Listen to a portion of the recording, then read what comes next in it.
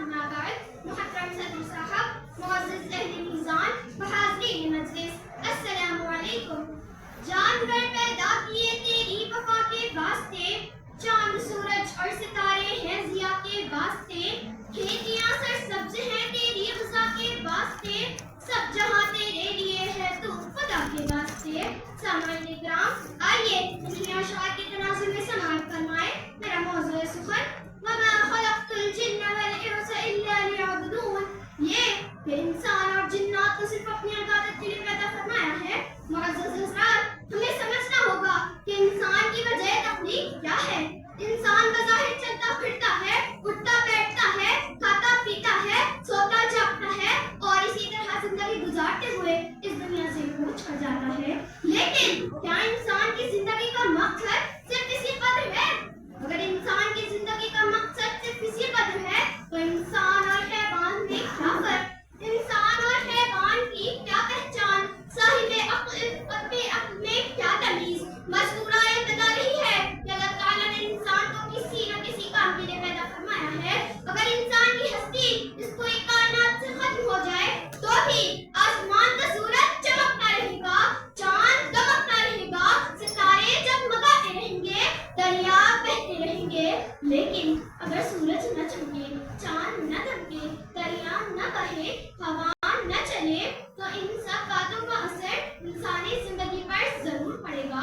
मालूम हुआ कि ये तमाम रानाइयाँ, सूरज की चमक, चांद की दमक, कहकशां की रमक, रात का अंधेरा, सुबह का सवेरा, नसीमे सहर, फ़ज़ाए मुअत्तर, फूलों की लताफत, शाखों की नज़ाकत, कलियों का तबस्सुम, बुलबुल का तरन्नुम, शबनम की खुनक, सूरज की तपिश, ज़मीन की कशिश, बारिश की टपक, ये सारी चीजें इंसान ही के लिए पैदा की गई है और इंसान को बंदगी के लिए पैदा किया गया है।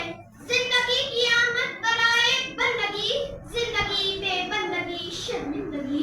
सदर वक़ार, क्या बंदगी का नाम सिर्फ हाथ बांध कर खड़े हो जाना, दोनों हाथों को घुटनों पर रखकर झुकना, जमीन पर माथा टेक कर सजदा कर लेना, क्या इन्हीं चंद अफ़आल हरकत सखनात का बजा लाना, कुरान पाक का एक एक वरक़ पढ़ लेना, काबे के एक चक्कर लगा लेना, क्या यही बंदगी है?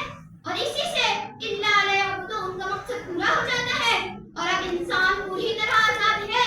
जी नहीं, बल्कि हकीकत तो ये है कि अल्लाह ताला ने इंसान को किसी न किसी काम के लिए पैदा फरमाया है। अगर इंसान की पूरी हस्ती इस पूरी कायनात से खत्म हो जाए तो भी आसमान का सूरज तो चमकता है, चांद तो दमकता है। लेकिन अगर आज हम ये फैसला कर ले कि हमें बंदगी के अमल को अगर हमें बंदगी के अमल पर चलना है तो हमें इन तमाम रास्तों को इस्तेमाल करना होगा। नमाज हमें दिन में 5 मरतबा ये पैगाम देती है कि तुम अल्लाह ही के बंदे हो और तुम्हें इसी की बंदगी करनी चाहिए। लेकिन जब अज़ान होती है तो हमारा ज़हन इस तरफ जाता है कि क्या मेरा जिस्म पाक है, क्या मेरा लिबास पाक है। फिर हम वुज़ू करते हैं, हालांकि बेवुज़ू नमाज पढ़ते देखकर कोई शख्स हमसे कुछ नहीं कहता, लेकिन हमारे ज़हन में यह ख्याल होता है कि हमारा वहदहू ला शरीक हमें देख रहा है। अगर हम बेवुज़ू नमाज पढ़े तो हमारा मालिक व खालिक हमसे नाराज हो जाएगा। नमाज सिर्री में हमें पुख्ता यकीन होता है कि बारी ताला हमें सुन रहा है। अगर ये कैफियत हमारे अंदर हर वक्त पैदा हो जाए जो नमाज पैदा कर देती है तो मुझे पूरा यकीन है कि हम कोई भी काम बरतरो बाला के मंशा के खिलाफ नहीं करेंगे। सामाईन नाज़रीन, नमाज हमारे अंदर खुदा के समीअ बसीर, अलीम व खबीर होने का पुख्ता यकीन दिलाती है। यूं ही रोज़ा, हज, ज़कात, सदक़ात व खैरात भी हमारे अंदर की बंदगी को ताबिंदगी के ज़ेवर से आरास्ता करते हैं।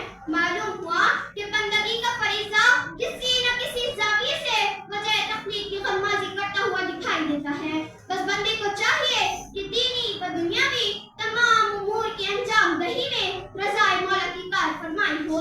मैं अपनी तकरीर को इस शेर के साथ खत्म करती हूँ कि तौहीद तो ये